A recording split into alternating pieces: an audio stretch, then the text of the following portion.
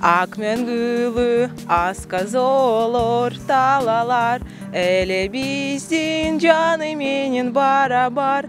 Ванессанын үй бүлөсү ар улуттун өкүлдөрүнөн турат. Атасы Нигериядан болсо, апасынын канында өзбек жана орус улутунун каны аралаш.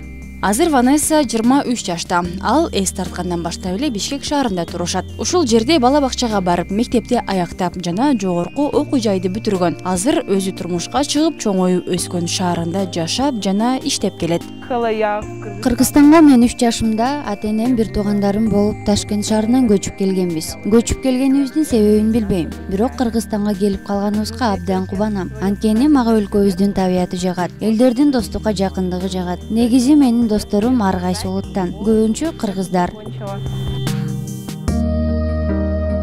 Ванесса Чыңгыз Айтматовдун чыгармаларын жакшы көрүп окуйт. Анан да кыргыз эстрадасындагы ырчылардын ырларын да көп угам дейт. Кстати, да, я слушала Мирбека Атабекова. Мага кыргыз ырчыларынан Мирбек Атабековдун ырлары жагат жана Омар деген аткаруучунун да ырларын угуп калам. Амара. Каарманыбыз кыргыз тилин мыкты билбесе дагы, көп эле сөздөрдү жашоосунда колдонот. Нан, эт, дарыкана, чач-тарач.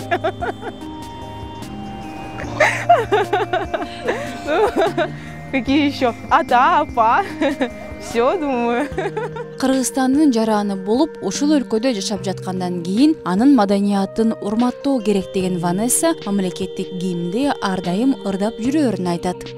Алгалай бер кыргыз, азаттыктын жолундан, эркүндөй бер, өсөм бер, ыстандырын толунда, колунда.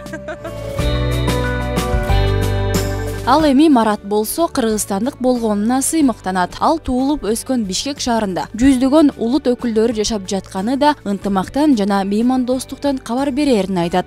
В общем, мой папа... Менин атам монгол улутунан, ал эми апам орус кызы. Алар Орусияда окуп жүрүп таанышып, бул жакка алып келген. Менин ата-энем союздун кишилери болгондуктан тарбияга жана адамгерчилик мамилеге катуу көңүл бурушат. Ошондуктан кандай улут болбосун, эң биринчи анын кандай адам экенине маани берүү керек деп айтышат. Насколько я знаю, отцом, чтобы приехать уже сюда, так как... Улут аралык ынтымак жана достук тууралуу Марат кичинекей кезинен эле жакшы билет. То есть и домой... Мен жашап чоңойгон жерде көп улуттун өкүлдөрү жашашчу. Анда сенин улутуң мындай, же тигиндей деген сөздөр такыр болчу эмес. Бүгүнкү күндө досторумдун 80% кыргыз жигиттери. Хорошо, правильно. Жаман адамдар гана болушу мүмкүн, бирок жаман улут болбойт. Кыргызстанды мекендеп жашап келген башка улут өкүлдөрү менен ынтымак бекемделип, достукка доо кетпесин. Акмарал Аипова, Алтынбек Сакиев, Таңманай программасы.